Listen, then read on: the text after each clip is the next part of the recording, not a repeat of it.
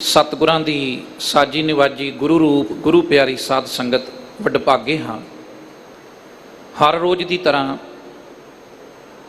सतगुरां दी पावन हजूरी अंदर बैठ के गुरुद्वारा मंजी साहिब दीवान अस्थान विखे सचखंड श्री हरमंदर साहिब जी तो आए हुए मुख वाक की विचार सरवण करने वास्ते जुड़ के बैठे हाँ। जिथे आप जी वड्डी गिनती विच हाज़री भर रहे हो, उथे देश विदेश विच मीडिया के माध्यम राही संगतां बड़े प्यार सत्कार नाल गुरु के बचनां नूं सरवण कर रही हैं।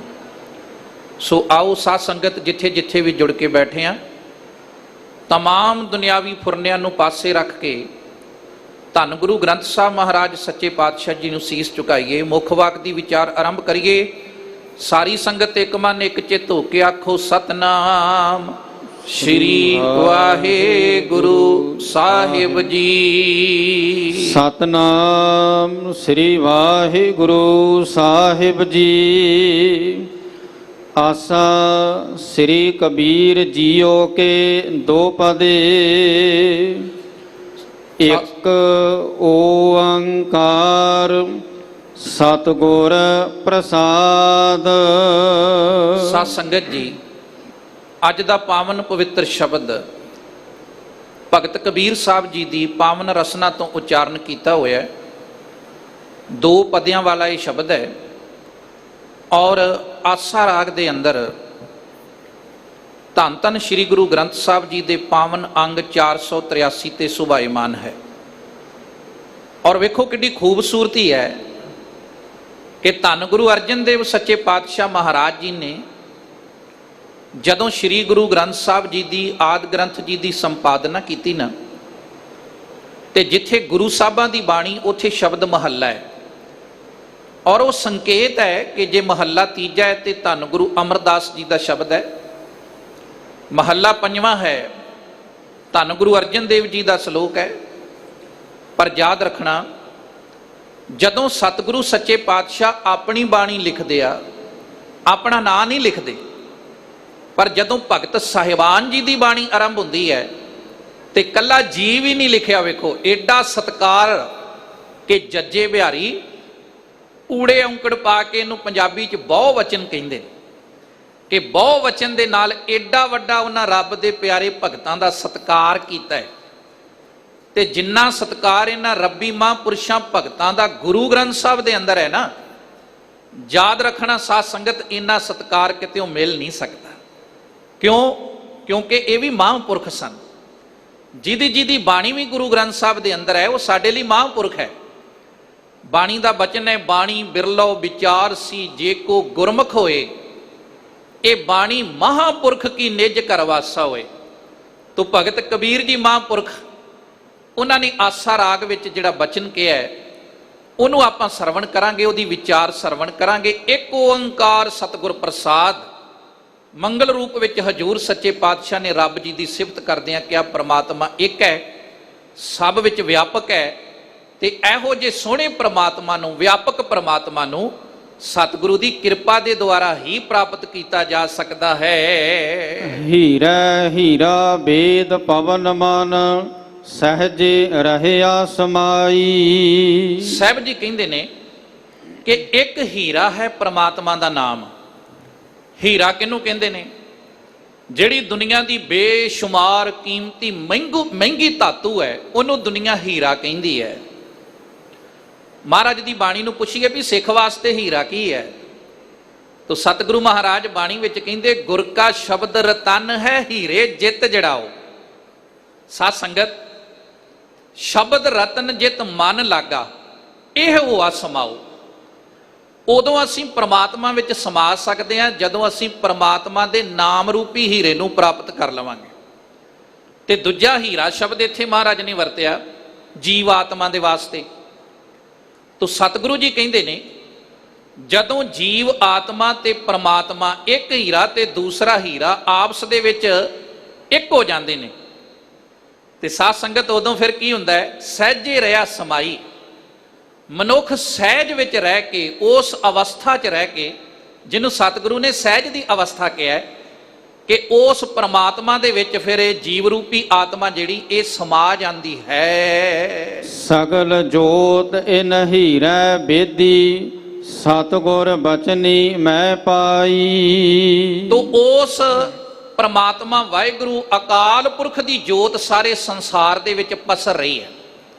ਤੇ ਇਹੋ ਜਿਹੇ ਸੋਹਣੇ ਪ੍ਰਮਾਤਮਾ ਨੂੰ ਜਿਹੜਾ ਹਰ ਥਾਂ ਵਿਆਪਕ ਹੈ, ਜਿਹੜਾ ਸਾਧ ਸੰਗਤ ਜੀ ਹੀਰਾ ਹੈ, ਸਤਿਗੁਰੂ ਮਹਾਰਾਜ ਕਹਿੰਦੇ ਇਹੋ ਜਿਹੇ ਪ੍ਰਮਾਤਮਾ ਨੂੰ ਅਸੀਂ ਗੁਰੂ ਦੇ ਬਚਨਾਂ ਨਾਲ ਹੀ ਪ੍ਰਾਪਤ ਕਰ ਸਕਦੇ ਹਾਂ। ਵੇਖੋ, ਜਦੋਂ ਧੰਨ ਗੁਰੂ ਰਾਮਦਾਸ ਮਹਾਰਾਜ ਸੱਚੇ ਪਾਤਸ਼ਾਹ ਦਾ ਜੀਵਨ ਪੜ੍ਹੀਦਾ ਹੈ ਨਾ, ਔਰ ਉਹ ਚੂਨੀ ਮੰਡੀ ਦਾ ਇਲਾਕਾ, ਜਿਸ ਇਲਾਕੇ ਵਿੱਚ ਹੀਰਿਆਂ ਦੀ ਮੰਡੀ ਸੀ, ਹੀਰੇ ਤਰਾਸ਼ੇ ਜਾਂਦੇ ਸਨ, ਔਰ ਉਹਨਾਂ ਹੀਰਿਆਂ ਦੇ ਵਿੱਚੋਂ ਇੱਕ ਹੀਰਾ ਲਾਹੌਰ ਦੀ ਉਸ ਧਰਤੀ ਦੇ ਉੱਤੇ ਪ੍ਰਗਟ ਹੋਇਆ।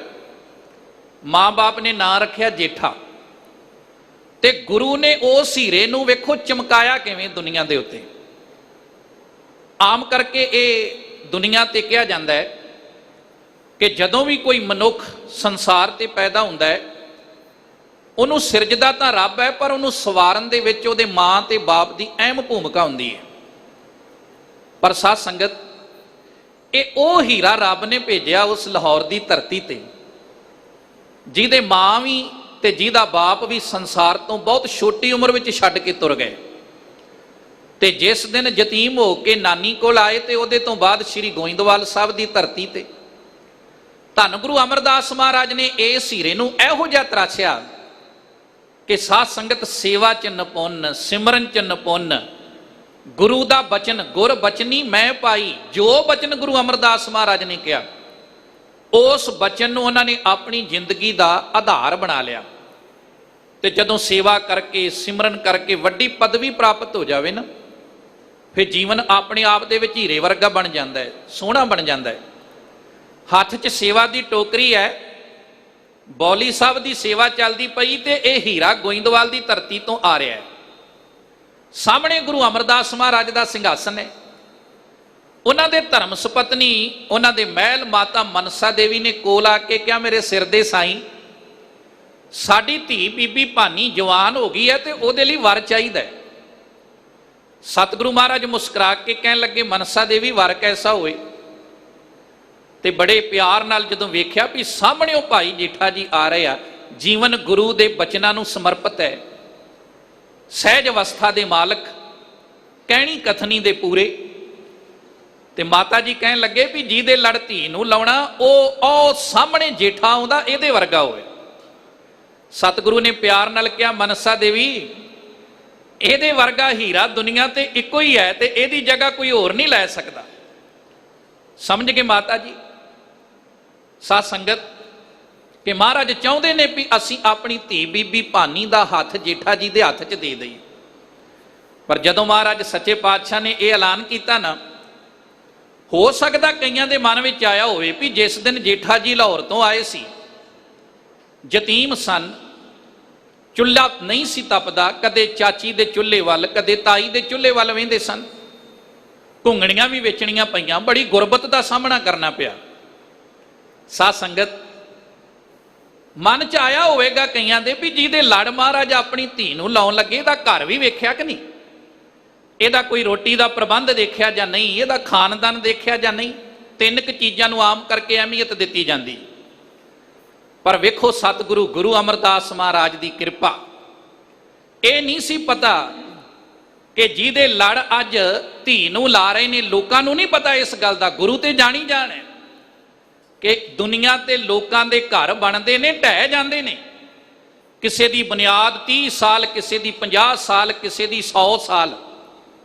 ਪਰ ਜਿਹੜਾ ਘਰ ਇਸ ਹੀਰੇ ਦਾ, ਭਾਈ ਜੇਠੇ ਦਾ, ਗੁਰੂ ਰਾਮਦਾਸ ਬਣ ਕੇ ਅੰਮ੍ਰਿਤਸਰ ਦੀ ਧਰਤੀ ਤੇ ਬਣਨਾ ਹੈ, ਸਤਿਗੁਰੂ ਸੱਚੇ ਪਾਤਸ਼ਾਹ ਕਹਿੰਦੇ, ਉਹ ਦੁਨੀਆ ਦੇ ਲੋਕੋ, ਇਸ ਘਰ ਵਰਗਾ ਸੰਸਾਰ ਤੇ ਘਰ ਹੀ ਕੋਈ ਨਹੀਂ ਹੋਵੇਗਾ।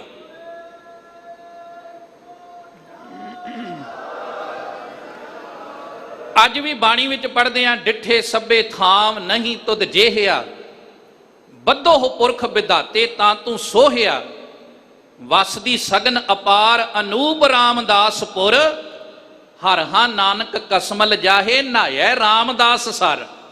ਕਿੱਡੇ ਵੱਡੇ ਭਾਗ ਨੇ ਤੁਹਾਡੇ ਜਿਹੜੇ ਤੁਸੀਂ ਇਸ ਗੁਰੂ ਦੀ ਨਗਰੀ 'ਚ ਨਿਵਾਸ ਰੱਖਦੇ ਹੋ, ਤੇ ਇਸ ਨਗਰੀ ਲਈ ਗੁਰੂ ਗ੍ਰੰਥ ਸਾਹਿਬ ਦੀ ਬਾਣੀ 'ਚ ਬਚਨ ਹੈ ਵੀ ਇਹ ਨਗਰੀ ਵਸਦੀ ਹੈ, ਸੰਘਣੀ ਘਣੀ ਆਬਾਦੀ ਵਾਲੀ, ਤੇ ਵਸਦੀ ਰਹੇਗੀ। ਇਹੀ ਕਾਰਨ ਹੈ ਵੀ ਅੱਜ ਤੱਕ ਜਿਨੇ ਵੀ ਇਸ ਨਗਰੀ ਦਾ ਬੁਰਾ ਕਰਨ ਦਾ ਯਤਨ ਕੀਤਾ, ਬਹੁਤਾ ਸਮਾਂ ਦੁਨੀਆ ਤੇ ਰਿਹਾ ਨਹੀਂ, ਕਿਉਂਕਿ ਇਹ ਗੁਰੂ ਅਮਰਦਾਸ ਦੇ ਇਲਾਹੀ ਬੋਲ ਸੀ ਜਿਹੜੇ ਉਹਨਾਂ ਗੁਰੂ ਸਾਹਿਬ ਨੇ ਸ਼੍ਰੀ ਗੋਇੰਦਵਾਲ ਸਾਹਿਬ ਦੀ ਧਰਤੀ ਤੇ ਕਹੇ। ਤੋ ਕਹਿਣ ਤੋਂ ਭਾਵ ਕਿ ਹਮ ਰੁਲਤੇ ਫਿਰਤੇ ਕੋਈ ਬਾਤ ਨਾ ਪੁੱਛਤਾ, ਗੁਰ ਸਤਗੁਰ ਸੰਗ ਕੀਰੇ ਹਮ ਥਾਪੇ।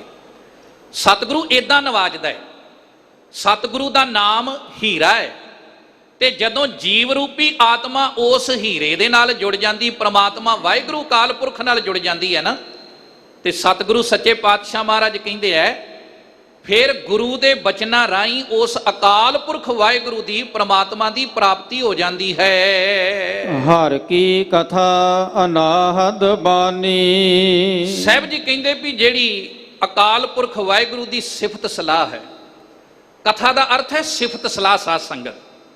ਤੇ ਮੈਂ ਇੱਕ ਮਾਫੀ ਮੰਗ ਕੇ ਬੇਨਤੀ ਕਰਨ ਲੱਗਾ, ਇਹ ਪੰਥ ਦੀ ਵੱਡੀ ਸਟੇਜ ਹੈ। ਅੱਜ ਕੱਲ ਦੇਸ਼ਾਂ ਵਿਦੇਸ਼ਾਂ ਵਿੱਚ ਕਥਾ ਦੇ ਨਾਂ ਤੇ ਕਈਆਂ ਥਾਵਾਂ ਤੇ ਨਾ ਬੜੇ ਝਗੜੇ ਜੇ ਪੈਣੇ ਸ਼ੁਰੂ ਹੋ ਗਏ ਨੇ। ਹੈ ਵੈਸੇ ਕੁਛ ਨਹੀਂ, ਐਵੇਂ ਮਸ਼ਹੂਰੀ ਹੈ ਵੀ ਫਲਾਣੇ ਬੰਦੇ ਦੀ ਮਸ਼ਹੂਰੀ ਕਰ ਦਿਓ, ਤੇ ਕਈ ਵਾਰ ਪ੍ਰਬੰਧਕਾਂ ਨੂੰ ਵੀ ਹੁੰਦਾ ਵੀ ਚਲੋ ਸੰਗਤ ਜ਼ਿਆਦੀ ਆਵੇਗੀ। ਉਹ ਗੁਰੂ ਦੇ ਸ਼ਬਦ ਤੋਂ ਬਾਹਰ ਜਾ ਕੇ, ਗੁਰੂ ਦੇ ਇਤਿਹਾਸ ਤੋਂ ਬਾਹਰ ਜਾ ਕੇ ਇਹੋ ਜੀਆਂ ਵਾਦ ਵਿਵਾਦ ਦੀਆਂ ਗੱਲਾਂ ਕਰਦੇ ਨੇ ਵੀ ਜਿਹਦੇ ਨਾਲ ਸੰਗਤ ਦੀ ਬਿਰਤੀ ਵੀ ਇਕਾਗਰ ਨਹੀਂ ਰਹਿੰਦੀ। ਮੈਂ ਬੇਨਤੀ ਕਰਾਂ, ਕਥਾ ਦਾ ਅਰਥ ਕੀ ਹੈ? ਸਿਫਤ ਸਲਾਹ। ਤੇ ਸੰਗਤ 6-7 ਦਿਨ ਭੱਜ ਦੌੜ ਦੀ ਜ਼ਿੰਦਗੀ 'ਚ ਆਪਣੀ ਕੰਮਕਾਰ ਕਰਦੀ ਹੈ। ਇੱਕ ਦਿਨ ਹਫ਼ਤੇ 'ਚ ਉਹਨਾਂ ਨੂੰ ਮਿਲਦਾ ਹੈ ਵੀ ਚਲੋ ਆਪਾਂ ਗੁਰਦੁਆਰਾ ਸਾਹਿਬ ਜਾਵਾਂਗੇ, ਉੱਥੇ ਆਪਣੇ ਬਜ਼ੁਰਗਾਂ ਦਾ ਬਾਬਾਣੀਆਂ ਕਹਾਣੀਆਂ ਪੁੱਤ ਸਪੁੱਤ ਕਰੀਨ ਇਤਿਹਾਸ ਸੁਣਾਂਗੇ, ਉੱਥੇ ਬਹਿ ਕੇ ਗੁਰੂ ਦੇ ਸ਼ਬਦ ਦੀ ਵਿਆਖਿਆ ਸੁਣਾਂਗੇ।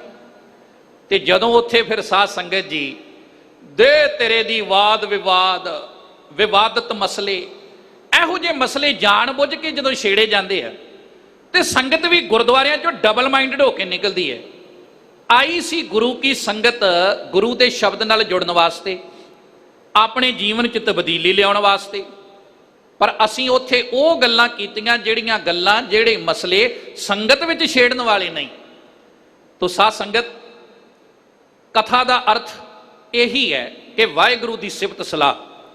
ਤੇ ਜਿਹੜੀ ਕਥਾ ਚੋਂ ਰੱਬ ਦੀ ਸਿਫਤ ਸਲਾਹ ਨਾ ਝਲਕਦੀ ਹੋਵੇ, ਜਿਹੜੀ ਕਥਾ ਚੋਂ ਗੁਰੂ ਕਾ ਇਤਿਹਾਸ ਜਾਂ ਗੁਰੂ ਕੀ ਸਾਖੀ ਨਾ ਸਾਧ ਸੰਗਤ ਸਮਝ ਪੈਂਦੀ ਹੋਵੇ, ਤੇ ਐਉਂ ਲੱਗਦਾ ਹੋਵੇ ਵੀ ਇਹ ਤੇ ਕੋਈ ਆਪਣੀ ਦੁਨੀਆ 'ਚ ਤੁਰੇ ਫਿਰਦੇ ਨੇ, ਕੋਈ ਆਪਣੇ ਹੀ ਵਾਦ ਵਿਵਾਦ, ਆਪਣੀ ਸੰਵਾਦ ਰਚਾਈ ਫਿਰਦੇ ਨੇ, ਉਹਨੂੰ ਕਥਾ ਨਹੀਂ ਕਹਿੰਦੇ।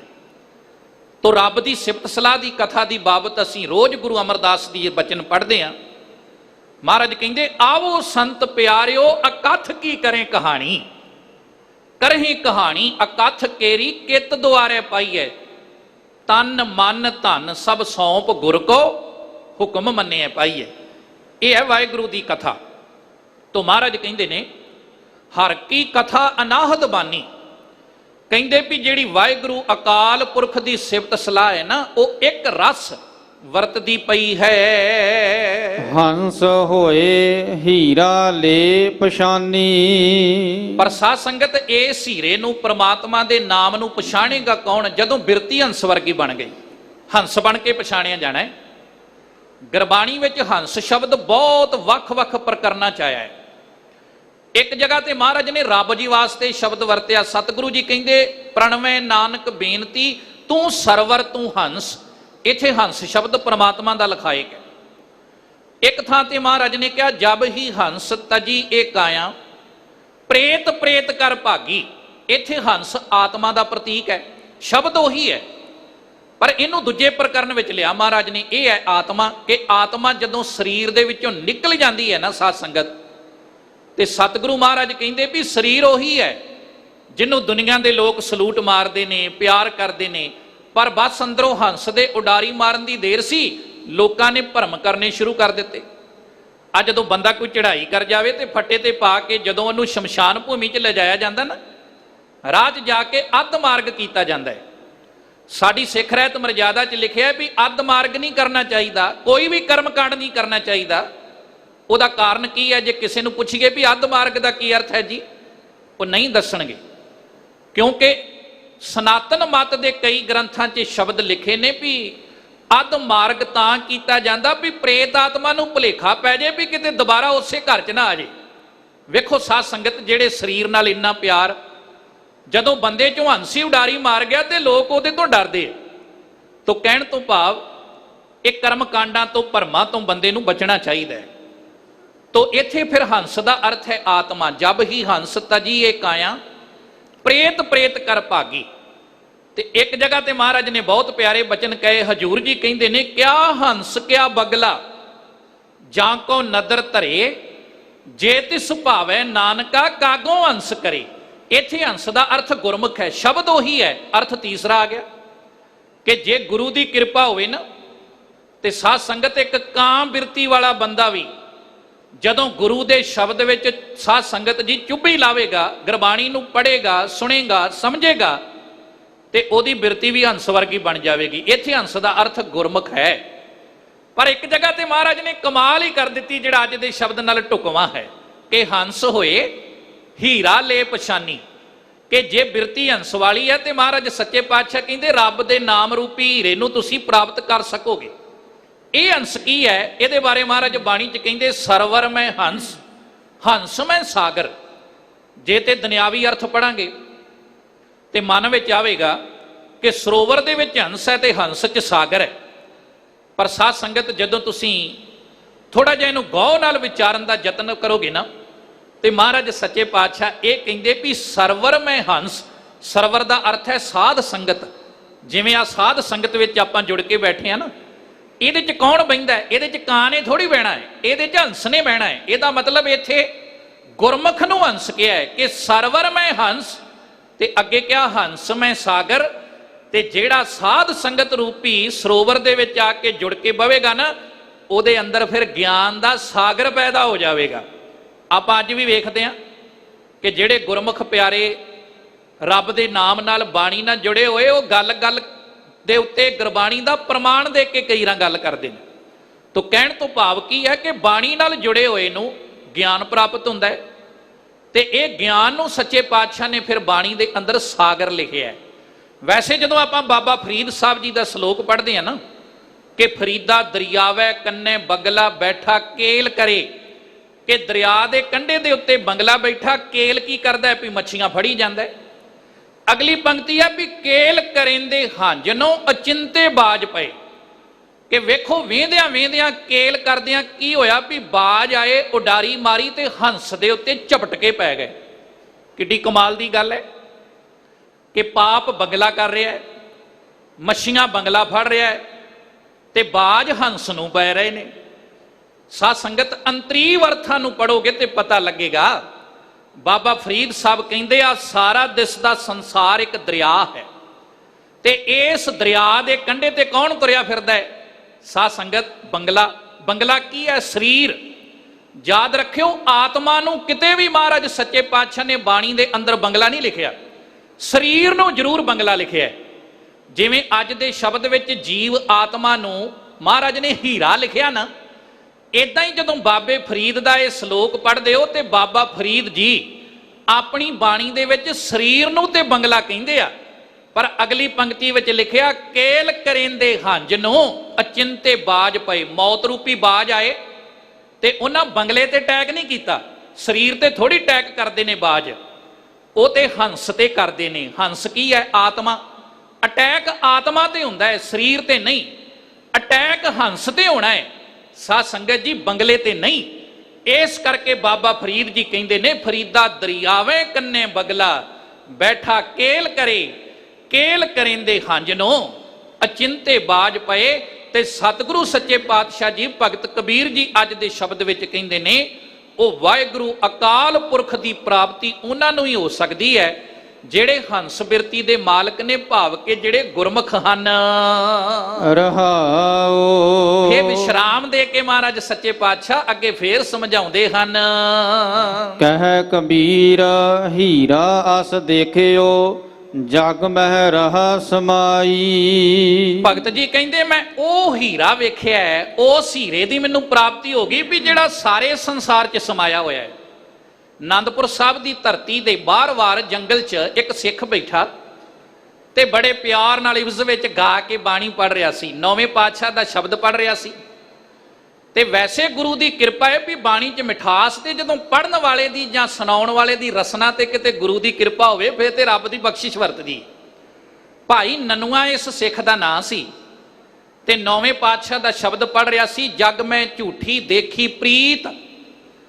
ਜਦੋਂ ਉਹਨੇ ਇਹ ਬਚਨ ਪੜਿਆ ਨਾ ਕਿ ਜਗਤ ਮੈਂ ਝੂਠੀ ਦੇਖੀ ਪ੍ਰੀਤ, ਆਪਣੇ ਹੀ ਸੁਖ ਸਿਉ ਸਭ ਲਾਗੇ, ਕਿਆ ਦਾਰਾ ਕਿਆ ਮੀਤ। ਮੇਰੋ ਮੇਰੋ ਸਭੇ ਕਹਿਤ ਹੈ, ਹਿਤ ਸਿਉ ਬਾਂਧਿਓ ਚੀਤ। ਅੰਤ ਕਾਲ ਸੰਗੀ ਨੇ ਕੋਊ, ਇਹ ਅਚਰਜ ਹੈ ਰੀਤ। ਮਨ ਮੂਰਖ ਅਜਹੂ ਨੇ ਸਮਝਤ, ਸਿੱਖ ਦੇ ਹਾਰਿਓ ਨੀਤ। ਨਾਨਕ ਭੌਜਲ ਪਾਰ ਪਰੇ, ਜੋ ਗਾਵੇ ਪ੍ਰਭ ਕੇ ਗੀਤ। ਤੇ ਇਹ ਜਿਹੜੀ ਬਾਣੀ ਸੀ, ਇਹ ਸ਼ਬਦ ਭਾਈ ਕਨ੍ਹਈਏ ਦੇ ਕੰਨਾਂ 'ਚ ਪਏ। ਉਹਨੇ ਭਾਈ ਨਨੂਆ ਜੀ ਨੌਵੇਂ ਪਾਤਸ਼ਾਹ ਦੇ ਸਿੱਖ ਦੇ ਕੋਲ ਆ ਕੇ ਕਿਹਾ, ਹੱਥ ਜੋੜ ਕੇ ਕਿਹਾ, ਪੁਰਖਾ ਬਚਨ ਕਿਹਦਾ ਪੜਿਆ? ਕਈ ਸਾਲ ਹੋ ਗਏ ਮੈਨੂੰ ਭਰਮਦੇ ਨੂੰ, ਪਰ ਜਿਹੜੇ ਸ਼ਬਦ ਤੂੰ ਪੜਿਆ ਨਾ, ਇਹਨਾਂ ਸ਼ਬਦਾਂ ਨੇ ਮੈਨੂੰ ਬੜਾ ਸਕੂਨ ਦਿੱਤਾ ਹੈ। ਤੇ ਭਾਈ ਨਨੂਆ ਜੀ ਕਹਿੰਦੇ ਨੇ ਇਹ ਬਾਣੀ ਨੌਵੇਂ ਪਾਤਸ਼ਾਹ ਗੁਰੂ ਤੇਗ ਬਹਾਦਰ ਸਾਹਿਬ ਦੀ। ਕਨ੍ਹਈਆ ਜੀ ਕਹਿੰਦੇ ਮੈਨੂੰ ਵੀ ਉਸ ਗੁਰੂ ਤੇਗ ਬਹਾਦਰ ਸਾਹਿਬ ਕੋਲ ਖੜ ਸਕਦੇ ਹੋ, ਮੈਂ ਵੀ ਦਰਸ਼ਨ ਕਰ ਸਕਦਾ। ਤੇ ਨੌਵੇਂ ਪਾਤਸ਼ਾਹ ਦਾ ਸਿੱਖ ਕਹਿੰਦਾ ਉਸ ਘਰ ਦੀ ਤੇ ਖੂਬਸੂਰਤੀ ਕਮਾਲ ਦੀ ਹੈ ਕਿ 4 ਦਰਵਾਜ਼ੇ 4 ਵਰਨਾਂ ਤੇ 4 ਦਿਸ਼ਾਵਾਂ ਤੋਂ ਆਏ ਹੋਏ ਲੋਕਾਂ ਲਈ ਸਾਂਝੇ ਨੇ। ਜਦੋਂ ਸਾਧ ਸੰਗਤ ਭਾਈ ਕਨ੍ਹਈਆ ਨੌਵੇਂ ਪਾਤਸ਼ਾਹ ਕੋ ਗਿਆ ਨਾ, ਭਾਈ ਨਨੂਏ ਤੋਂ ਪ੍ਰਭਾਵਿਤ ਹੋ ਕੇ ਤੇ ਮਹਾਰਾਜ ਨੇ ਸੇਵਾ ਦੇਤੀ। ਕਹਿੰਦੇ ਕਨ੍ਹਈਆ ਰੋਜ਼ ਜਲ ਦਾ ਇੱਕ ਘੜਾ ਭਰ ਕੇ ਲਿਆਉਣਾ ਸਤਲੁਜ ਤੋਂ। ਉਹਨੇ ਜਲ ਦਾ ਘੜਾ ਭਰ ਕੇ ਲਿਆਂਦਾ ਤੇ ਮਹਾਰਾਜ ਨੇ ਆਪਣੇ ਚਰਨਾਂ ਤੇ ਡੋਲ ਦਿੱਤਾ। ਪ੍ਰਿੰਸੀਪਲ ਸਤਬੀਰ ਸਿੰਘ ਲਿਖਦੇ ਆ, ਮਹਾਰਾਜ ਕਹਿੰਦੇ ਦੁਬਾਰਾ ਜਾਓ, ਦੁਬਾਰਾ ਗਿਆ, ਫੇਰ ਇਦਾਂ ਹੀ ਡੋਲਿਆ। ਇਹ ਕੌਤਕ ਕਈ ਵਾਰ ਕੀਤਾ, ਪਰ ਸਿੱਖ ਨੇ ਇੱਕ ਵਾਰ ਵੀ ਕਿੰਤੂ ਨਹੀਂ ਕੀਤਾ ਕਿ ਮਹਾਰਾਜ ਸੱਚੇ ਪਾਤਸ਼ਾਹ ਮੈਂ ਬੜੀ ਬਹੁਤ ਮੁਸ਼ੱਕਤ ਦੇ ਨਾਲ ਇਹ ਘੜਾ ਪਾਣੀ ਦਾ ਭਰ ਕੇ ਲਿਆਉਣਾ ਤੇ ਤੁਸੀਂ ਆਪਣੇ ਚਰਨਾਂ ਤੇ ਡੋਲ ਦਿੰਦੇ ਹੋ। ਕਿਉਂਕਿ ਮਹਾਰਾਜ ਸੱਚੇ ਪਾਤਸ਼ਾਹ ਆਪਣੇ ਸਿੱਖ ਨੂੰ ਪੱਕਿਆਂ ਕਰ ਰਹੇ ਸਨ ਕਿ ਕਨ੍ਹਈਆ ਜੇ ਅੱਜ ਇਹ ਸੇਵਾ ਕਰਦਾ ਨਹੀਂ ਅੱਕੇਗਾ, ਨਹੀਂ ਥੱਕੇਗਾ, ਤੇ ਇੱਕ ਦਿਨ ਅਸੀਂ ਇਹੋ ਹੀ ਸੇਵਾ ਸ਼੍ਰੀ ਅਨੰਦਪੁਰ ਦੀ ਧਰਤੀ ਤੇ ਜੰਗਾਂ ਯੁੱਧਾਂ ਵਿੱਚ ਤੇਰੇ ਕੋਲੋਂ ਲਵਾਂਗੇ। ਉਹ ਸਮਾਂ ਆ ਗਿਆ ਜੀ ਜਦੋਂ ਮੁਗਲਾਂ ਨਾਲ ਸਿੰਘਾਂ ਨੇ ਯੁੱਧ ਕੀਤਾ ਤੇ ਉਹਦੇ 'ਚ ਸਿੰਘ ਵੀ ਜ਼ਖਮੀ ਤੇ ਮੁਗਲ ਵੀ ਜ਼ਖਮੀ। ਕਨ੍ਹਈਏ ਨੇ ਪਾਈ ਮਸ਼ਕ ਤੇ ਸਾਧ ਸੰਗਤ ਉਹਨੇ ਜਲ ਛਕਾਇਆ। ਫਿਰ ਕਿਉਂਕਿ ਸਿੱਖ ਜਦੋਂ ਲੰਗਰ ਲਾਉਂਦਾ ਹੈ ਉਹ ਫਿਰ ਵਿਤਕਰਾ ਥੋੜੀ ਕਰਦਾ ਹੈ। ਉਹਨਾਂ ਲੰਗਰਾਂ 'ਚ ਉੱਤੇ ਭਾਵੇਂ ਸਾਡਾ ਕੋਈ ਬਗਾਨਾ ਆ ਜੇ, ਦੁਸ਼ਮਣ ਆ ਜੇ, ਆਪਣਾ ਆ ਜੇ, ਉਹ ਸਾਰਿਆਂ ਲਈ ਸਾਂਝਾ ਹੁੰਦਾ ਹੈ ਸਾਧ ਸੰਗਤ। ਜਦੋਂ ਫਿਰ ਉਹਨੇ ਜਲ ਛਕਾਇਆ ਤੇ ਕਈਆਂ ਨੇ ਸ਼ਿਕਾਇਤ ਕਰਤੀ, ਕਈਆਂ ਨੂੰ ਤਲਖੀ ਹੋਈ। ਉਹਨਾਂ ਕਿਹਾ ਮਹਾਰਾਜ ਕਿੱਡੀ ਕਮਾਲ ਦੀ ਗੱਲ ਹੈ, ਅਸੀਂ ਮਾਰਦੇ ਆ, ਤੁਹਾਡਾ ਸਿੱਖ ਪਾਣੀ ਪਿਆਉਂਦਾ ਹੈ। ਸਤਿਗੁਰੂ ਜੀ ਕਹਿੰਦੇ ਉਹਨੂੰ ਬੁਲਾਓ। ਇਹ ਨਹੀਂ ਵੀ ਮਹਾਰਾਜ ਜਾਣਦੇ ਨਹੀਂ, ਗੁਰੂ ਨੂੰ ਪਤਾ ਹੈ ਵੀ ਕਨ੍ਹਈਆ ਮੇਰੇ ਹੀ ਸਿਧਾਂਤ ਤੇ ਚੱਲ ਰਿਹਾ ਹੈ। ਤੇ ਮੇਰਾ ਸਿਧਾਂਤ ਕੀ ਹੈ? ਮੈਂ 5ਵੇਂ ਜਾਮੇ 'ਚ ਕਹਿ ਚੁੱਕਾ ਕਿ ਬਿਸਰ ਗਈ ਸਭ ਤਾਤ ਪਰਾਈ, ਜਬ ਤੇ ਸਾਧ ਸੰਗਤ ਮੋਏ ਪਾਈ। ਨਾ ਕੋ ਬੈਰੀ ਨਾ ਹੀ ਬੇਗਾਨਾ, ਸਗਲ ਸੰਗ ਹਮ ਕੋ ਬਨ ਆਈ। ਮਹਾਰਾਜ ਦਾ ਦਰਬਾਰ ਲੱਗਾ, ਕਨ੍ਹਈਆ ਹੱਥ ਜੋੜ ਕੇ ਖੜਾ। ਮਹਾਰਾਜ ਮੁਸਕਰਾ ਕੇ ਕਹਿੰਦੇ ਕਨ੍ਹਈਆ ਇਹ ਸਿੱਖ ਕੀ ਕਹਿੰਦੇ ਆ ਕਈ ਆ ਜਿਹੜੇ ਖੜੇ ਨੇ? ਤੇ ਉਹ ਹੱਥ ਜੋੜ ਕੇ ਕਹਿੰਦਾ ਮਹਾਰਾਜ ਮੈਨੂੰ ਤਾਂ ਸਭ ਥਾਂ ਤੇ ਤੁਸੀਂ ਦਿਸਦੇ ਹੋ। ਜਿਵੇਂ ਅੱਜ ਕਿਹਾ ਨਾ ਭਗਤ ਕਬੀਰ ਜੀ ਨੇ ਕਿ ਜਗ ਮੈਂ ਰਹਾ ਸਮਾਈ, ਉਹ ਪ੍ਰਮਾਤਮਾ ਸੰਸਾਰ 'ਚ ਸਮਾਇਆ ਹੋਇਆ ਹੈ। ਇਹੋ ਸ਼ਬਦ ਇਹਦੀ ਵਿਆਖਿਆ ਕਨ੍ਹਈਏ ਨੇ ਫਿਰ ਕੀਤੀ ਆਨੰਦਪੁਰ ਦੀ ਧਰਤੀ ਤੇ। ਉਹਨੇ ਹੱਥ ਜੋੜ ਕੇ ਇੱਕ ਬਚਨ ਕਿਹਾ ਜਿਹਨੂੰ ਰਬਾਈ ਦੇ ਰੂਪ 'ਚ ਭਾਈ ਵੀਰ ਸਿੰਘ ਨੇ ਬੜਾ ਪਿਆਰਾ ਲਿਖਿਆ। ਉਹ ਲਿਖਦੇ ਨੇ ਭਾਈ ਵੀਰ ਸਿੰਘ ਜੀ, ਉਹ ਕਹਿਣ ਲੱਗੇ ਜਦੋਂ ਮਹਾਰਾਜ ਨੇ ਸਵਾਲ ਕੀਤਾ ਤੇ ਹੱਥ ਜੋੜ ਕੇ ਕਨ੍ਹਈਆ ਕਹਿਣ ਲੱਗਾ ਕਿ ਤੈਨੂੰ ਪਿਆ ਪਿਲਾਵਾਂ ਪਾਣੀ, ਮੈਨੂੰ ਹੋਰ ਨਜ਼ਰ ਨਾ ਆਈ। ਤੁਰਕ ਅਤੁਰਕ ਨਾ ਕੋਈ ਦਿਸਦਾ, ਤੂੰ ਐ ਸਭਨੀ ਥਾਈ। ਮਹਾਰਾਜ ਮੈਨੂੰ ਨਾ ਕੋਈ ਤੁਰਕ ਦੀਦਾ ਤੇ ਨਾ ਕੋਈ ਅਤੁਰਕ ਦੀਦਾ, ਸਭ ਥਾਂ ਤੇ ਤੂੰ ਦਿਸਦਾ ਹੈ, ਤੇਰੀ ਜੋਤ ਦੀਦੀ। ਫਿਰ ਮਹਾਰਾਜ ਨੇ ਕੀ ਕੀਤਾ? ਭਾਈ ਵੀਰ ਸਿੰਘ ਲਿਖਦੇ, ਹੱਸ ਬੋਲੇ ਤੇ ਗਲੇ ਲਗਾਇਆ, ਹੱਸ ਬੋਲੇ ਤੇ ਗਲੇ ਲਗਾਇਆ, ਨਾਲੇ ਮਲਮ ਦੀ ਡੱਬੀ ਫੜਾਈ। ਉਹ ਪਾਣੀ ਦੇ ਨਾਲ ਮਲਮ ਵੀ ਰੱਖੀ, ਲੋੜ ਪਈ ਤੇ ਲਾਈ। ਮਹਾਰਾਜ ਕਹਿਣ ਲੱਗੇ ਅੱਜ ਤੋਂ ਬਾਅਦ ਮਲਮ ਦੀ ਡੱਬੀ ਵੀ ਨਾਲ ਲੈ ਲਾ। ਦੁਨੀਆ ਦੇ ਉੱਤੇ ਕੋਈ ਐਸਾ ਘਰ ਨਹੀਂ ਖਾਲਸਾ ਜੀ ਕਿ ਜੇ ਦੁਸ਼ਮਣ ਦੇ ਦਾ ਆ ਜੇ, ਉਹਦੇ ਕੋਈ ਡੂੰਘਾ ਫੱਟ ਲੱਗਾ ਹੋਵੇ ਤੇ ਦੁਸ਼ਮਣਾਂ ਦੀ ਥਿਊਰੀ ਕਹਿੰਦੀ ਹੈ ਵੀ ਉਹਦੇ ਤੇ ਲੂਣ ਪਾਓ, ਮਿਰਚਾਂ ਪਾਓ ਤੇ ਆਪਣੇ ਦੁਸ਼ਮਣ ਨੂੰ ਦੁੱਖ ਦਿਓ। 1984 ਤੋਂ ਬਾਅਦ ਜਿਨ੍ਹਾਂ ਬਜ਼ੁਰਗਾਂ ਨੇ CIA ਸਟਾਫ 'ਚ ਰਾਤਾਂ ਕੱਟੀਆਂ ਉਹ ਚੰਗੀ ਤਰ੍ਹਾਂ ਜਾਣਦੇ ਆ ਕਿ ਐਮ ਤਸ਼ੱਦਦ ਹੁੰਦਾ ਸੀ ਉਹਨਾਂ ਦਿਨਾਂ 'ਚ ਕਿ ਪੱਟ ਚੀਰ ਕੇ ਸਿੱਖ ਨੌਜਵਾਨਾਂ ਦੇ ਵਿੱਚ ਲੂਣ ਪਾਇਆ ਜਾਂਦਾ ਸੀ। ਪਰ ਇਹ ਦੁਸ਼ਮਣ ਤਾਂ ਕਰ ਸਕਦਾ, ਗੁਰੂ ਨਾਨਕ ਦਾ ਸਿੱਖ ਨਹੀਂ ਕਰ ਸਕਦਾ। ਸਾਡਾ ਘਰ ਕਹਿੰਦਾ ਵੀ ਪਹਿਲੀ ਗੱਲ ਦੁਸ਼ਮਣ ਹੈ ਕੋਈ ਨਹੀਂ, ਤੇ ਜੇ ਕੋਈ ਦੁਸ਼ਮਣ ਬਣ ਕੇ ਆਇਆ ਤੇ ਉਹਦੇ ਸਰੀਰ ਤੇ ਕੋਈ ਫੱਟ ਲੱਗਾ, ਜ਼ਖਮ ਹੋ ਗਿਆ ਨਾ, ਉੱਥੇ ਲੂਣ ਜਾਂ ਮਿਰਚ ਨਹੀਂ ਭੁੱਕਣੀ। ਮਹਾਰਾਜ ਨੇ ਕਿਹਾ ਉੱਥੇ ਮਲਮ ਲਾ ਕੇ ਉਹਨੂੰ ਸਕੂਨ ਦੇਣ ਦਾ ਯਤਨ ਕਰਨਾ ਹੈ। ਇਹ ਹੈ ਗੁਰੂ ਨਾਨਕ ਦੇ ਘਰ ਦੀ ਖੂਬਸੂਰਤੀ ਸਾਧ ਸੰਗਤ। ਤੋ ਇਸ ਕਰਕੇ ਮਹਾਰਾਜ ਭਗਤ ਕਬੀਰ ਜੀ ਕਹਿ ਰਹੇ ਨੇ, ਮੈਂ ਉਸ ਹੀਰੇ ਨੂੰ, ਉਸ ਪ੍ਰਮਾਤਮਾ ਵਾਹਿਗੁਰੂ ਦੇ ਨਾਮ ਨੂੰ ਗੁਰੂ ਦੇ ਬਚਨਾਂ ਰਾਹੀਂ ਇੰਨਾ ਕੁ ਮਹਿਸੂਸ ਕਰ ਲਿਆ ਕਿ ਅੱਜ ਮੈਂ ਜਿੱਥੇ ਵੇਖ ਰਿਹਾ ਉਸ ਪ੍ਰਮਾਤਮਾ ਅਕਾਲ ਪੁਰਖ ਵਾਹਿਗੁਰੂ ਦੀ ਜੋਤ ਹੀ ਨਜ਼ਰ ਆ ਰਹੀ ਹੈ। ਗੁਪਤਾ ਹੀਰਾ ਪ੍ਰਗਟ ਭਇਓ, ਜਬ ਗੁਰ ਗਮ ਦੀਆ ਦਿਖਾਈ। ਤੇ ਜਦੋਂ ਫੇ ਗੁਰੂ ਦੀ ਬਖਸ਼ਿਸ਼ ਹੋਈ, ਗੁਰੂ ਦੀ ਕਿਰਪਾ ਹੋਈ ਨਾ, ਉਹ ਜਿਹੜਾ ਨਾਮ ਜਿਹੜਾ ਗੁਪਤ ਸੀ, ਸਤਿਗੁਰੂ ਮਹਾਰਾਜ ਭਗਤ ਕਬੀਰ ਜੀ ਕਹਿੰਦੇ ਉਹ ਸੰਸਾਰ ਦੇ ਉੱਤੇ ਫੇ ਪ੍ਰਗਟ ਹੋ ਗਿਆ। ਤੋ ਸਾਧ ਸੰਗਤ ਤੇ ਪ੍ਰਗਟ ਹੋਇਆ ਕਿਵੇਂ? ਗੁਰੂ ਦੇ ਬਚਨਾਂ ਰਾਹੀਂ, ਗੁਰੂ ਦੇ ਸਿਧਾਂਤ ਤੇ ਚੱਲ ਕੇ, ਗੁਰੂ ਦੀ ਬਾਣੀ ਨਾਲ ਜੁੜ ਕੇ। ਕਿਉਂਕਿ ਗੁਰਬਾਣੀ ਇਸ ਜਗ ਮੈਂ ਚਾਨਣ, ਕਰਮ ਵਸੈ ਮਨ ਆਏ। ਗੁਰਬਾਣੀ ਸਾਨੂੰ ਦਿੰਦੀ ਚਾਨਣ ਹੈ। ਜਿਨ੍ਹਾਂ ਘਰਾਂ 'ਚ ਅੱਜ ਵੀ ਗੁਰਬਾਣੀ ਹੈ, ਜਿਹੜੇ ਬਾਣੀ ਨਾਲ ਜੁੜੇ ਨੇ, ਗਿਆਨ ਨਾਲ ਜੁੜੇ ਨੇ, ਉਹ ਭਰਮਾਂ ਤੋਂ, ਕ੍ਰੀਤੀਆਂ ਤੋਂ, ਪਖੰਡਾਂ ਤੋਂ ਬਚ ਜਾਂਦੇ ਨੇ। ਤੇ ਸਾਧ ਸੰਗਤ ਆ ਜਿਹੜੇ ਲੋਕ ਅੱਜ ਥਾਂ ਥਾਂ ਤੇ ਧਰਮ ਦੇ ਨਾਂ ਤੇ ਲੋਕਾਂ ਨੂੰ ਕਈ ਵਾਰ ਗੁੰਮਰਾਹ ਕਰਦੇ ਨਾ, ਇਹਨਾਂ ਲੋਕਾਂ ਕੋ ਕੌਣ ਜਾ ਰਿਹਾ ਹੈ? ਜਿਹੜੇ ਬਾਣੀ ਨਾਲੋਂ ਟੁੱਟੇ ਹੋਏ ਨੇ, ਜਿਨ੍ਹਾਂ ਦਾ ਵਿਸ਼ਵਾਸ ਨਹੀਂ। ਤੋਂ ਮਹਾਰਾਜ ਕਹਿੰਦੇ ਨੇ ਗੁਰਬਾਣੀ ਤੇ, ਗੁਰੂ ਤੇ ਵਿਸ਼ਵਾਸ ਰੱਖਣਾ, ਗੁਰੂ ਦੇ ਬਚਨਾਂ ਤੇ ਵਿਸ਼ਵਾਸ ਰੱਖਣਾ ਹੈ। ਤੇ ਜਿਨ੍ਹਾਂ ਗੁਰੂ ਦੇ ਬਚਨਾਂ ਤੇ ਵਿਸ਼ਵਾਸ ਰੱਖਿਆ, ਸਤਿਗੁਰੂ ਮਹਾਰਾਜ ਨੇ ਫਿਰ ਉਹਨੂੰ ਕਮੀ ਆਉਣ ਹੀ ਕੋਈ ਨਹੀਂ ਦਿੱਤੀ। ਆਓ ਜੋ ਲੜੀਵਾਰ ਸ਼ਬਦ ਚੱਲ ਰਿਹਾ ਹੈ, ਉਹਦੀ ਵਿਚਾਰ ਆਪਾਂ ਰਹਿੰਦੇ ਸਮੇਂ 'ਚ ਪਿਆਰ ਨਾਲ ਸਰਵਣ ਕਰੀਏ ਜੀ। ਜਿਨ ਕੀਤੀ ਸੋ ਮੰਨਣਾ, ਕੋ ਸਾਲ ਜਵਾਹੇ ਸਾਲੀ। ਭਾਈ ਸੱਤਾ ਜੀ ਤੇ ਬਲਵੰਡ ਜੀ ਰਾਮਕਲੀ ਕੀ ਇਸ ਵਾਰ ਦੇ ਵਿੱਚ ਜਿਹੜਾ ਤੀਸਰਾ ਸ਼ਬਦ ਕਹਿ ਰਹੇ ਆ, ਬੜੇ ਕਮਾਲ ਦੇ ਬਚਨੇ ਗੁਰੂ ਅੰਗਦ ਸਾਹਿਬ ਦੀ ਬਾਬਤ ਉਹਨਾਂ ਨੇ ਕਹੇ ਨੇ।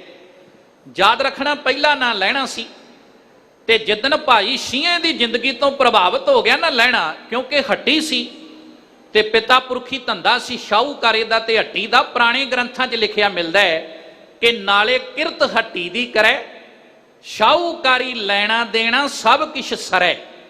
ਉਸੇ ਹੀ ਧਰਤੀ ਤੇ ਬਾਬੇ ਨਾਨਕ ਦਾ ਇੱਕ ਸਿੱਖ ਭਾਈ ਸ਼ੀਂਹ ਰਹਿੰਦਾ ਸੀ।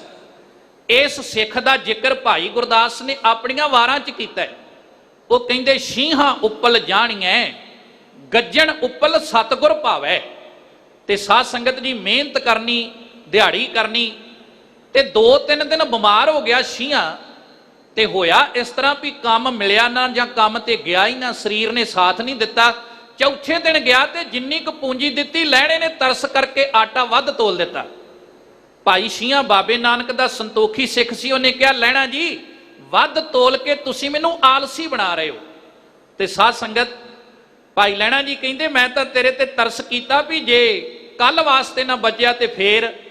ਤੇ ਸ਼ੀਂਹਾਂ ਹੱਥ ਜੁੜ ਕੇ ਕਹਿੰਦਾ, ਮੈਂ ਗੁਰੂ ਨਾਨਕ ਦਾ ਸਿੱਖ ਹਾਂ ਤੇ ਮੇਰੇ ਗੁਰੂ ਨੇ ਮੈਨੂੰ ਇੰਨਾ ਕੁ ਸੰਤੋਖ ਦਿੱਤਾ ਹੈ ਵੀ ਜੇ ਉਹਨੇ ਅੱਜ ਛਕਣ ਲਈ ਦਿੱਤਾ ਤੇ ਕੱਲ ਵੀ ਜ਼ਰੂਰ ਦੇਵੇਗਾ। ਸਾਧ ਸੰਗਤ ਵੱਧ ਤੋਲਿਆ, ਬਾਹਰ ਕਢਾਇਆ, ਇੰਨਾ ਕਾਟਾ ਵੀ ਜਿਹਦੇ ਨਾਲ ਮਸਾਂ 3 ਕੁ ਫੁਲਕੇ ਪੱਕਣੇ ਸੀ। ਆਇਆ ਆਪਣੇ ਘਰ, ਲੈਣਾ ਜੀ ਪ੍ਰਭਾਵਿਤ ਹੋ ਕੇ ਮਗਰ ਹੀ ਆ ਗਏ। ਤੇ ਜਦੋਂ ਫਿਰ 2 ਫੁਲਕੇ ਪਕਾ ਕੇ ਸ਼ੀਂਹ ਦੀ ਘਰਵਾਲੀ ਨੇ ਥਾਲੀ 'ਚ ਰੱਖੇ ਨਾ, ਭਾਈ ਲੈਣਾ ਜੀ ਬਾਹਰ ਖੜੇ, ਤੇ ਇੰਨੇ ਚਿਰ ਨੂੰ ਇੱਕ ਭਿਖਾਰੀ ਆ ਗਿਆ ਤੇ ਉਹਨੇ ਸ਼ੀਂਹ ਦਾ ਦਰਵਾਜ਼ਾ ਖੜਕਾਇਆ। ਭਾਈ ਸਾਹਿਬ ਨੇ ਬੂਹਾ ਖੋਲਿਆ ਤੇ ਉਹ ਮੰਗਤਾ ਕਹਿੰਦਾ, ਜੇ ਮੈਂ ਭੁੱਲਿਆ ਨਾ ਹੋਵਾਂ ਤੇ ਇਹ ਗੁਰੂ ਨਾਨਕ ਦੇ ਸਿੱਖ ਦਾ ਹੀ ਘਰ ਹੈ। ਭਾਈ ਸ਼ੀਂਹ ਦੀਆਂ ਅੱਖਾਂ ਝੰਜੂ ਆ ਗਏ। ਉਹਨੇ ਗੁਰੂ ਨਾਨਕ ਨੂੰ ਯਾਦ ਕਰਕੇ ਕਿਹਾ, ਬਾਬਾ ਨਾਨਕਾ, ਦੁਨੀਆ ਤੇ ਕੋਈ ਬੰਦਾ ਪਛਾਣਿਆ ਜਾਂਦਾ ਹੈ ਵੀ ਇਹਦੇ ਕੋਲ ਜ਼ਮੀਨ ਜਾਇਦਾਦ ਬੜੀ ਹੈ, ਕੋਈ ਬੰਦਾ ਪਛਾਣਿਆ ਜਾਂਦਾ ਹੈ ਵੀ ਇਹਦੀ ਇਲਾਕੇ ਦੇ ਚੌਧਰੀ ਨਾਲ ਬੜੀ ਗੱਲਬਾਤ ਹੈ, ਇਹ ਕਾਰਖਾਨੇ ਦਾ ਮਾਲਕ ਹੈ। ਉਹ ਸੱਚੇ ਪਾਤਸ਼ਾਹ, ਮੈਂ ਕਿੱਡਾ ਮਹਾਨ ਸਿੱਖ ਹਾਂ, ਮੇਰੇ ਇਲਾਕੇ ਵਿੱਚ ਜੇ ਲੋਕ ਮੈਨੂੰ ਜਾਣਦੇ ਨੇ, ਉਹ ਗੁਰੂ ਨਾਨਕ ਸਾਹਿਬ ਕਰਕੇ ਜਾਣਦੇ ਹਨ।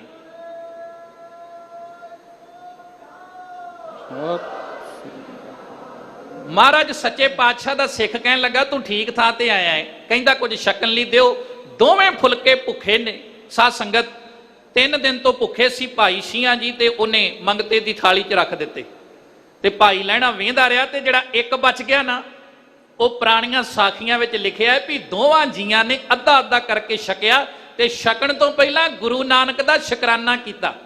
अपनी थाली च कई ना पकवान परोस के रखन ना पैना, ते बंदा नुक्स कढदा है, इहदे च लूण नहीं ठीक है, इहदे च मिर्चां नहीं ठीक है, तड़का नहीं चंगा लाया, 100 नुक्स कढदे। याद रखना ये रब दे रहा छकन लई, ते वाहिगुरू दा नां लैके छकना चाहिए। उन्हें अद्धी अद्धी रोटी भी रब दा नां लैके छकी। इस घटना ने भाई लैणे ते बहुता प्रभाव पाया। उन्हें कहा तेरा जीवन संतोखी बनया किवें? ते शींहे ने कहा भी ये जीवन गुरु नानक की कृपा करके बनया। ऐरकी फिर ज्वाला जी के दर्शन करके जो संग लैके वापस आया ना, ते बंसावली नामे का करता लिखता है कि लैणा जी को दर्शन वहां देवी का भया, लैणा जी रहे साथ संग उठ गया। करतारपुर च रहा भाई लैणा, ते 28 साल उम्र सी, 1532 ईस्वी है। ते महाराज गुरु नानक साहब की शरीरक उम्र उदों 63 साल है, ते भाई लैणे की 28 घोड़ी ते चढ़िया। ते महाराज उदों अस्सू के महीने च जिहड़ी भी सौणी की फसल पंजाब च हुंदी है, वो अपनी फसल चों नदीन कढ रहे सन। जिमींदारां दे नाल संबंध रखण वाले भरा जाणदे ने भी जदों पैलियां च काम करिए नीवें लक हो के करीदा है। ते साध संगत जदों महाराज काम कर रहे सी, ते लैणे ने आवाज दे के घोड़ी ते चढ़ के कहा, वो कहन लगा बाबा इत्थे नानक दी धर्मशाल कित्थे? ते महाराज ने अपना चंद वर्गा मुखड़ा उपर चुक्या ते कहन लगे जवाना, जवान तां कहा भी उम्र 28 साल सी, राह ही पुछदा है जां सचमुच मंजिल ते जाना है? कहंदा बाबा मैनूं समझ नहीं आई। महाराज कहंदे दुनिया ते 2 तरह के बंदे हुंदे ने, एक वो जिहड़े सारी उम्र धर्म दीयां गल्लां ही करदे आ, जिन्हां बारे मैं पहलां दस चुका, वाद विवाद एवें बेवजह के मसले खड़े करी जाने। ते एक वो ने जिहड़े बोलदे घट ने पर चुप चपीते मंजिल ते पहुंच जांदे। कहंदा बाबा मंजिल ते पहुंचण नहीं आया। महाराज कहंदे फिर घोड़ी तो उतरन की लोड़ नहीं, लगाम साडे हत्थ च दे दे। बाबे नानक ने हत्थ च लगाम लई घोड़ी दी, ते अगलवांडी हो के तुर पए। धर्मशाला दे बाहर जाके घोड़ी खिलारी, स्वच्छ वस्त्र पा के तख्त ते आके बराजे।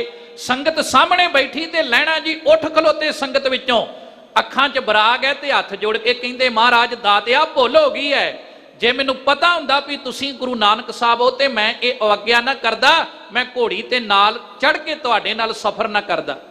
महाराज कहन लगे लैणिया तू लैणा है ते असीं देना है, ते लैण वाले हमेशा घोड़ियां ते चढ़ के आउंदे हन। दूजा बचन बड़ा कमाल दा किया, कहन लगे लैणा जी तुसीं घोड़ी दी लगाम मेरे हाथ विच दित्ती ते मैं तुहानूं गुरु नाल मिला दित्ता है। मैं इस करतारपुर दी संगत विच तुहाडे नाल वादा करदा, जिस दिन मन दी लगाम साडे हत्थ विच दोगे ना, ते इस संगत विच वादा करदा कि तुहानूं निरंकार दा रूप बना के इस करतारपुर दी धरती तो खडूर वाल नूं तोरांगे।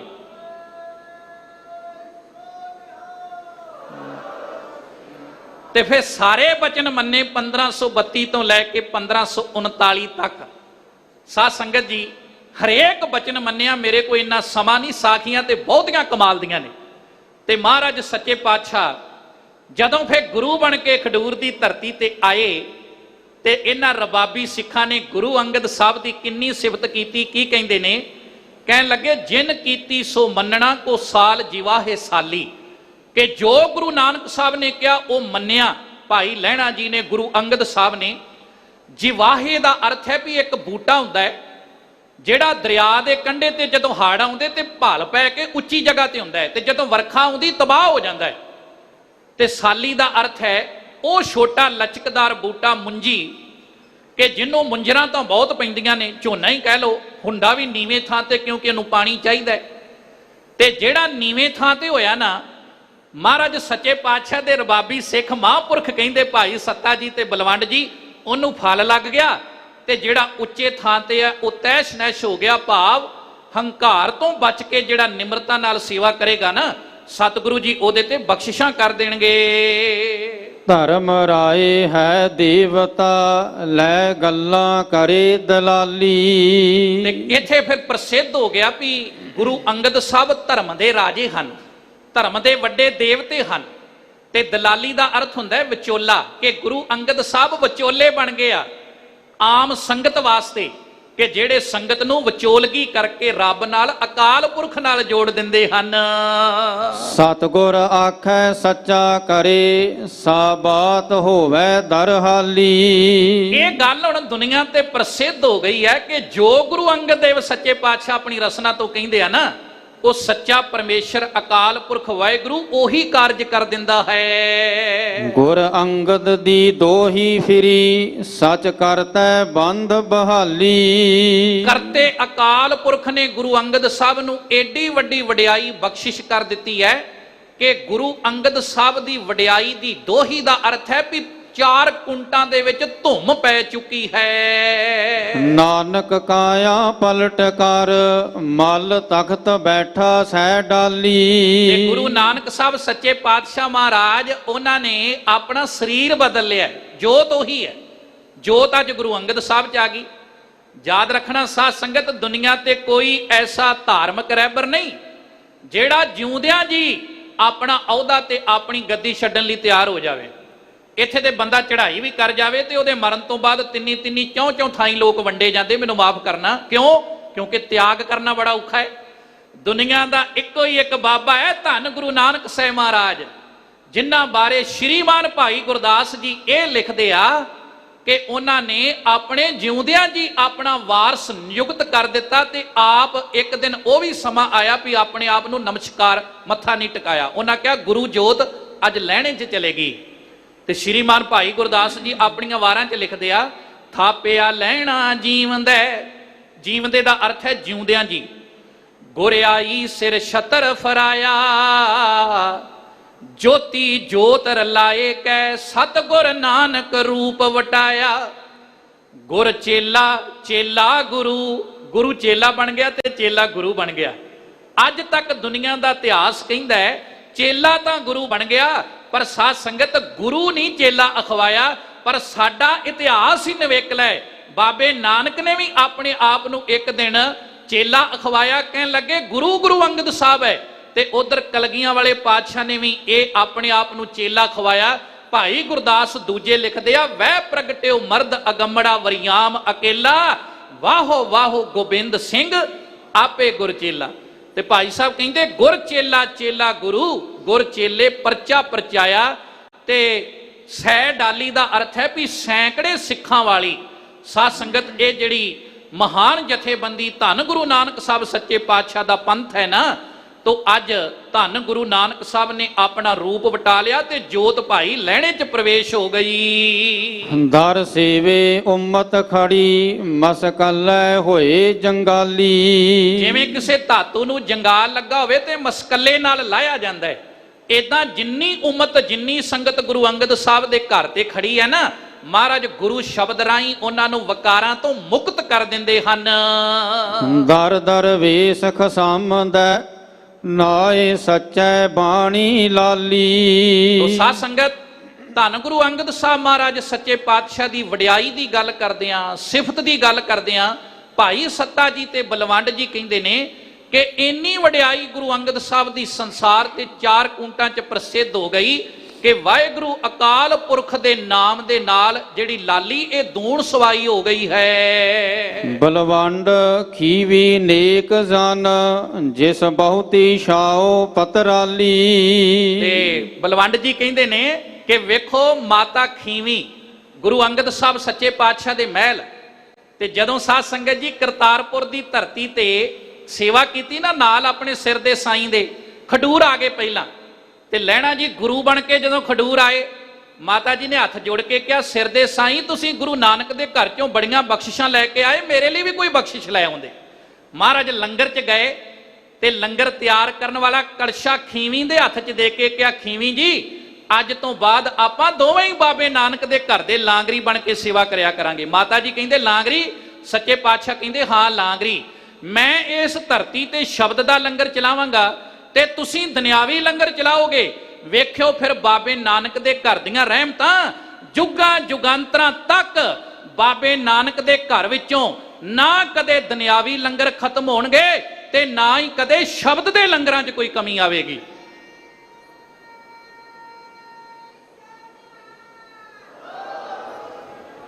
ਫਿਰ ਦੋਵਾਂ ਲੰਗਰਾਂ ਦਾ ਜ਼ਿਕਰ ਕੀਤਾ ਤੇ ਨਾਲ ਕਿਹਾ ਵੀ ਮਾਤਾ ਖੀਵੀ ਏਡੀ ਨੇਕ ਹੈ ਵੀ ਜਿਹੜੀ ਸੰਘਣੀ ਛਾਂ ਦਿੰਦੀ ਹੈ, ਭਾਵ ਜਿਹੜੀ ਹਰ ਇੱਕ ਨੂੰ ਪਿਆਰ ਨਾਲ ਮੁਹੱਬਤ ਨਾਲ ਆਪਣੇ ਕੋਲ ਬਿਠਾਉਂਦੀ ਹੈ ਤੇ ਉਹਨਾਂ ਨੂੰ ਛਕਣ ਲਈ ਫਿਰ ਲੰਗਰ ਵੀ ਦਿੰਦੀ ਹੈ। ਲੰਗਰ ਦੌਲਤ ਵੰਡੀਐ ਰਸ ਅੰਮ੍ਰਿਤ ਖੀਰ ਘਿਆਲੀ। ਤੋ ਸਾਧ ਸੰਗਤ ਜੀ, ਘਿਓ ਵਾਲੀ ਖੀਰ ਦਾ ਪ੍ਰਸ਼ਾਦ ਹਰ ਵੇਲੇ ਤਿਆਰ ਰਹਿਣਾ। ਅੱਜ ਵੀ ਖਡੂਰ ਸਾਹਿਬ ਚਲੇ ਜਾਓ, ਘਿਓ ਵਾਲੀ ਖੀਰ ਹਮੇਸ਼ਾ ਹੀ ਵਰਤਦੀ ਹੈ ਲੰਗਰ ਦੇ ਅੰਦਰ, ਪਰੰਪਰਾ ਜੋ ਹੈ, ਮਰਜ਼ਾਦਾ ਹੈ। ਤੇ ਸਾਧ ਸੰਗਤ ਉੱਥੇ ਦੌਲਤ ਵੀ, ਜੇ ਕੋਈ ਗਰੀਬ ਸਿੱਖ ਵੇਖ ਲੈਣਾ ਨਾ ਤੇ ਪ੍ਰਿੰਸੀਪਲ ਸਤਬੀਰ ਸਿੰਘ ਲਿਖਦੇ ਮਾਤਾ ਖੀਵੀ ਨੇ ਕੋਈ ਜੇਬ ਚੋਂ ਦਮੜਾ ਕੱਢ ਕੇ ਦੇ ਦੇਣਾ ਕਿ ਸਿੱਖਾ ਚੋਲੇ ਦੀ ਲੋੜ ਪਈ, ਜੋੜੇ ਦੀ ਲੋੜ ਪਈ ਤੇ ਗੁਰੂ ਕੋਲੋਂ ਮੰਗ ਲਈ, ਬਾਹਰ ਜਾ ਕੇ ਸਿਰ ਨਾ ਝੁਕਾਈ, ਕਿਉਂਕਿ ਬਾਬੇ ਨਾਨਕ ਦਾ ਸਿੱਖ, ਗੁਰੂ ਅੰਗਦ ਸਾਹਿਬ ਦਾ ਸਿੱਖ ਐਵੇਂ ਥਾਂ ਥਾਂ ਤੇ ਜਾ ਕੇ ਸਿਰ ਝੁਕਾਉਂਦਾ ਚੰਗਾ ਨਹੀਂ ਲੱਗਦਾ। ਮਾਤਾ ਖੀਵੀ ਦੌਲਤ ਵੀ ਵੰਡਦੀ ਹੈ ਤੇ ਲੰਗਰ ਵੀ ਵੰਡਦੀ ਹੈ। ਗੁਰ ਸਿੱਖਾਂ ਕੇ ਮੁਖ ਉਜਲੇ ਮਨ ਮੁਖ ਥੀਏ ਪਰਾਲੀ। ਫਿਰ ਇਸ ਧਰਤੀ ਤੇ ਗੁਰਸਿੱਖਾਂ ਦੇ ਮੁਖ ਉਜਲੇ ਹੋ ਗਏ। ਤੇ ਪਰਾਲੀ ਦਾ ਅਰਥ ਹੈ ਵੀ ਜਦੋਂ ਝੋਨੇ ਨਾਲੋਂ ਆਪਾਂ ਸਾਧ ਸੰਗਤ ਜੀ ਚਾਵਲ ਵੱਖ ਕਰ ਲੈਨੇ ਆ ਨਾ, ਦਾਣੇ ਵੱਖ ਕਰ ਲੈਨੇ, ਪਰਾਲੀ ਰਹਿ ਜਾਂਦੀ, ਪਰਾਲੀ ਪੀਲੀ ਪੈ ਜਾਂਦੀ। ਕਹਿੰਦੇ ਜਿਹੜੇ ਉੱਥੇ ਬੇਮੁਖ ਲੋਕ ਸੀ ਨਾ, ਤਪੇ ਵਰਗੇ, ਇਹਨਾਂ ਦੇ ਜਿਹੜੇ ਮੁਖ ਸੀ ਉਹ ਪੀਲੇ ਪੈ ਗਏ ਹਨ। ਪਏ ਕਬੂਲ ਖਸਮ ਨਾਲ ਜਾਂ ਘਾਲ ਮਰਦੀ ਘਾਲੀ। ਗੁਰੂ ਅੰਗਦ ਸਾਹਿਬ ਨੇ ਮਰਦਾਂ ਵਾਲੀ ਘਾਲ ਘਾਲੀ ਵੀ ਆਪਣੇ ਗੁਰੂ ਦਾ ਬਚਨ ਮੰਨਿਆ ਤੇ ਰੱਬ ਅਕਾਲ ਪੁਰਖ ਦੇ ਘਰ 'ਚ ਕਬੂਲ ਹੋ ਗਏ। ਮਾਤਾ ਖੀਵੀ ਸਹੁ ਸੋਏ ਜਿਨ ਗੋਏ ਉਠਾਲੀ। ਤੇ ਮਾਤਾ ਖੀਵੀ ਦਾ ਸਹੁ ਉਹ ਗੁਰੂ ਅੰਗਦ ਸਾਹਿਬ ਜਿਹਨੇ ਸਾਰੀ ਧਰਤੀ ਦਾ ਭਾਰ ਥੰਮਿਆ ਹੋਇਆ ਹੈ। ਤੋ ਗੱਜ ਕੇ ਆਖੋ ਸਤਨਾਮ ਸ਼੍ਰੀ ਵਾਹਿਗੁਰੂ। ਸਾਧ ਸੰਗਤ, ਇਹ ਸੀ ਲੜੀਵਾਰ ਵਿਚਾਰ। ਇੱਕ ਜ਼ਰੂਰੀ ਬੇਨਤੀ ਕਿ ਧਰਮ ਪ੍ਰਚਾਰ ਕਮੇਟੀ, ਸ਼੍ਰੋਮਣੀ ਗੁਰਦੁਆਰਾ ਪ੍ਰਬੰਧਕ ਕਮੇਟੀ ਸਾਡੀ ਸੁਪਰੀਮ ਸੰਸਥਾ ਹੈ। ਸਮੇਂ-ਸਮੇਂ ਤੇ ਜਦੋਂ ਵੀ ਕੋਈ ਸ਼ਤਾਬਦੀ ਆਉਂਦੀ ਹੈ ਤੇ ਉਹਨੂੰ ਵੱਡੇ ਪੱਧਰ ਤੇ ਮਨਾਉਣ ਦਾ ਯਤਨ ਕੀਤਾ ਜਾਂਦਾ ਹੈ। ਜੈਤੋ ਦੇ ਮੋਰਚੇ ਦਾ 100 ਸਾਲਾ ਅਗਲੇ ਸਾਲ ਫਰਵਰੀ ਜਾ ਰਿਹਾ ਹੈ। ਇਹਦੇ ਸਬੰਧ ਵਿੱਚ ਸਾਧ ਸੰਗਤ ਜੀ 13 ਤੇ 14 ਸਤੰਬਰ ਨੂੰ ਜੈਤੋ ਦੀ ਧਰਤੀ ਦੇ ਉੱਤੇ ਮਹਾਨ ਗੁਰਮਤਿ ਸਮਾਗਮ ਹੋ ਰਹੇ ਨੇ। ਔਰ ਇਹ ਜਿਹੜਾ ਮੋਰਚਾ ਸੀ, ਇਹ ਮਹਾਰਾਜੇ ਨਾਭੇ ਨੂੰ ਜਦੋਂ ਅੰਗਰੇਜ਼ਾਂ ਨੇ ਜ਼ਬਰਦਸਤੀ ਗੱਦੀਆਂ ਲਾਇਆ ਨਾ, ਤੇ ਸਾਧ ਸੰਗਤ ਉਹਦੇ ਸਬੰਧ ਵਿੱਚ ਇਹ ਮੋਰਚਾ ਪੰਥ ਨੇ ਲਾਇਆ ਸੀ। ਔਰ ਉਹ 9 ਸਤੰਬਰ ਤਰੀਕ ਹੈ ਤੇ ਉਸ ਨਾਭੇ ਦੀ ਧਰਤੀ ਤੇ ਗੁਰਦੁਆਰਾ ਬਾਬਾ ਅਜਾਪਾਲ ਸਿੰਘ ਜੀ ਨਾਭਾ ਵਿਖੇ 9 ਤਰੀਕ ਨੂੰ ਬਹੁਤ ਵੱਡਾ ਗੁਰਮਤਿ ਸਮਾਗਮ ਸ਼੍ਰੋਮਣੀ ਗੁਰਦੁਆਰਾ ਪ੍ਰਬੰਧਕ ਕਮੇਟੀ ਕਰ ਰਹੀ ਹੈ। ਤੇ ਉਹਦੇ ਸਬੰਧ ਵਿੱਚ 31 ਅਗਸਤ ਨੂੰ ਬੱਚਿਆਂ ਦੇ ਦਸਤਾਰ ਤੇ ਦੁਮਾਲੇ ਮੁਕਾਬਲੇ ਬਹੁਤ ਵੱਡੀ ਪੱਧਰ ਤੇ ਉਸ ਧਰਤੀ ਦੇ ਉੱਤੇ ਸ਼੍ਰੋਮਣੀ ਗੁਰਦੁਆਰਾ ਪ੍ਰਬੰਧਕ ਕਮੇਟੀ ਤੇ ਧਰਮ ਪ੍ਰਚਾਰ ਕਮੇਟੀ ਵੱਲੋਂ ਕਰਾਏ ਜਾ ਰਹੇ ਨੇ। ਅਨੇਕਾਂ ਪ੍ਰੋਗਰਾਮ ਜਿਵੇਂ ਗੱਤਕੇ ਦੇ ਸ਼ੋਅ, ਇਹ ਬਹੁਤ ਵੱਡੇ ਪੱਧਰ ਦੇ ਉੱਤੇ। ਇਸੇ ਤਰ੍ਹਾਂ 7 ਤਰੀਕ ਨੂੰ ਨਾਭੇ ਦੀ ਧਰਤੀ ਤੇ ਬੱਚਿਆਂ ਦਾ ਸਾਰਾ ਦਿਨ ਗੁਰਮਤਿ ਸਮਾਗਮ ਚੱਲਣਾ ਹੈ। ਬੱਚੇ ਹੀ ਕੀਰਤਨ ਕਰਨਗੇ, ਬੱਚੇ ਹੀ ਕਵਿਤਾਵਾਂ ਬੋਲਣਗੇ, ਤਾਂ ਕਿ ਸਾਡੀ ਪਨੀਰੀ ਜਿਹੜੀ ਹੈ ਇਹਨੂੰ ਗੁਰਮਤਿ ਦੀ ਲਾਗ ਲੱਗ ਸਕੇ। ਇਹ ਸਾਰਾ ਹੀ ਕਾਰਜ ਧਰਮ ਪ੍ਰਚਾਰ ਕਮੇਟੀ ਵੱਲੋਂ ਇਲਾਕੇ ਭਰ ਦੇ ਵਿੱਚ ਕੀਤਾ ਜਾ ਰਿਹਾ ਹੈ। ਸੋ ਆਪ ਜੀ ਨੇ ਇਹਨਾਂ ਸ਼ਤਾਬਦੀਆਂ ਦੇ ਵਿੱਚ ਹਾਜ਼ਰੀ ਭਰਨੀ। ਸਮੁੱਚੇ ਪ੍ਰਬੰਧ ਦਾ ਧੰਨਵਾਦ। ਆਓ ਸ਼ਬਦ ਦੀਆਂ ਆਖਰੀ 2 ਪੰਕਤੀਆਂ ਪੜ੍ਹ ਕੇ ਫਤਿਹ ਬੁਲਾਈਏ ਜੀ। ਪਏ ਕਬੂਲ ਖਸਮ ਨਾਲ ਜਾਂ ਘਾਲ ਮਰਦੀ ਘਾਲੀ। ਮਾਤਾ ਖੀਵੀ ਸਹੁ ਸੋਏ ਜਿਨ ਗੋਏ ਉਠਾਲੀ। ਵਾਹਿਗੁਰੂ ਜੀ ਕਾ ਖਾਲਸਾ, ਵਾਹਿਗੁਰੂ ਜੀ ਕੀ ਫਤਿਹ।